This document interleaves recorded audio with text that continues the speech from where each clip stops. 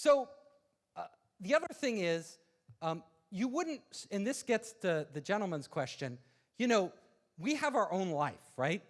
Like I have my life, you have your life. I feel my pain, but if I'm in pain, if I'm very sad, or if I get injured, you might feel empathy towards me. You'd feel like, oh, you might feel sad for me, but what you feel is your own sadness. You can't feel my sadness. Only I can feel my sadness, and only you can feel your sadness. But as soon as we connect our brains to the internet, emotions are also data. We could start literally to feel somebody else's pain. And now we say, I feel your pain. We don't really feel their pain. But in the future, we may actually really feel their pain. Like if they're sad, all of a sudden we could tap in, you know, to your wife or girlfriend or boyfriend, and you could be like, oh my God, I feel your pain. I feel your anxiety, you know? You would really bond. Now, what does this mean? All of a sudden, we wouldn't be trapped. Like all of us right now, we are trapped in our own little bubble, right? We feel and we experience things, but there's always this kind of barrier. In the future, that barrier is going to come down. So I can not only feel what you're feeling, like we could literally merge. I could experience your life and you could experience my life. We could be living potentially, remember, this is like science fiction now, what I'm talking about. But this is what we have to do, right? Because some of this will come into being and others won't. But potentially, we could actually experience other people's lives, and we could actually live lives that are a combination of lives. So we wouldn't have a single life. We would have, you would have almost an infinite number of lives to explore. I could go back and people could upload their lives, and you could go and experience them, and we could merge our lives. It gets very strange, and I don't even know how to articulate this, but there's something there. So my point is that as this technology emerges, we will be creating our own new realities. So there will be a reality, like what we all live in now is the reality of being these bodies that have been around, you know, that evolved over millions of years and, you know, have been the same for over 100,000 years. We are entering that world of Neosapiens where there is going to be a reality beyond anything any human being has experienced in the past. We will literally also, if we are connected to the internet, we will become the internet. We will end up becoming one giant organism where all of us are interconnected, where my emotions and my pain and my memories and my life and your emotions, we're just swapping them, you know, just like we swap all this data online right now. It is just becoming one giant thing.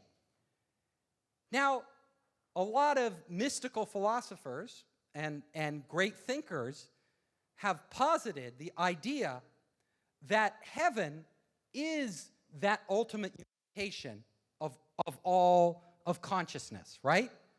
So, you know, whether you call it nirvana or heaven or any other name, it's transcending yourself, becoming more than yourself and entering a space where you are truly part of a being greater than yourself. So there is that potential as we create the internet to create a sort of heaven where all of us are together and all of us we're in this greater world of sensations and ideas and sharing than we have ever had before. But there's also a danger.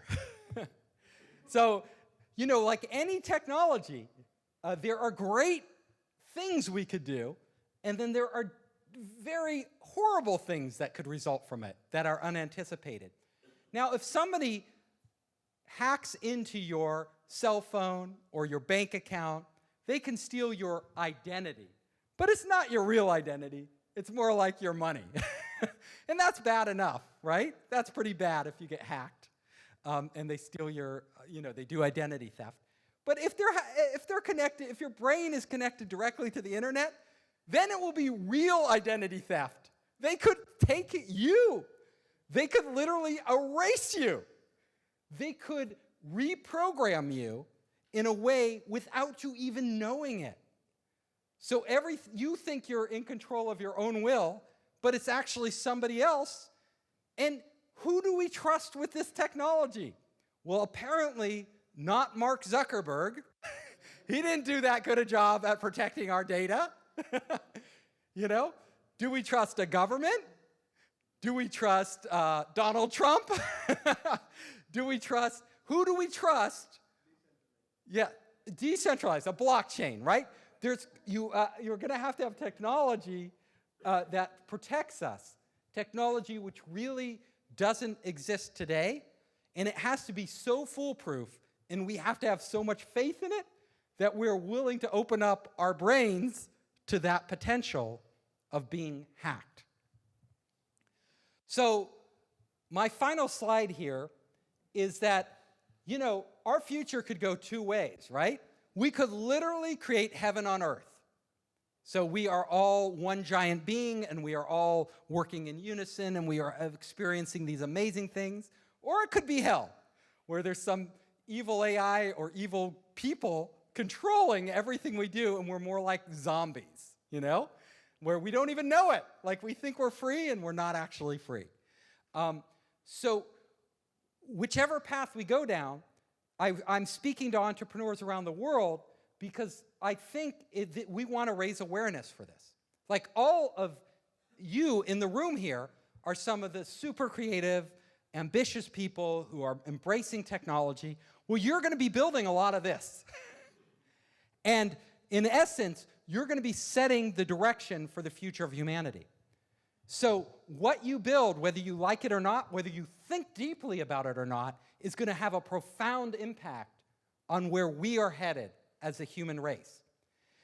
So I believe these discussions I'm just kicking it off, but we're about to have an open discussion, are something that we need to have around the world, and we need to start talking about the morality of it and where we want to take it. Because if you honestly believe we won't go there, right? People won't allow this to happen, I will tell you, it's going to be very hard to stop. It is going to be very hard to stop. Think about it. I talk to people all over the world who say, you know, I wish I didn't have to use a cell phone because it's like interrupts me all the time, and there's too many, distractions. I'm not spending enough time with other people. And at the same time, we all use these cell phones because we can't live without them. Well, this technology is going to be way, way beyond the cell phone, right? Look, everybody around you suddenly going to gain infinite storage capacity. They're going to be able to communicate on a level that you can't even communicate. They're going to be able to feel and see things you can't do. They're going to be super smart because they're going to have the cloud processing power of the whole internet. You will believe, if you don't connect, you are totally on the outside. And those people who connect are going to be so much more powerful simply by the nature of that connection. So technology has a way of forcing, it's sort of a one-way path. I've never seen humanity roll back technology. What we can do is control it. So like with nuclear weapons, we've barely kept those in control, With other weapons, not so much, like chemical weapons. But we need to start talking about this now. I know Elon Musk is a big person talking about this.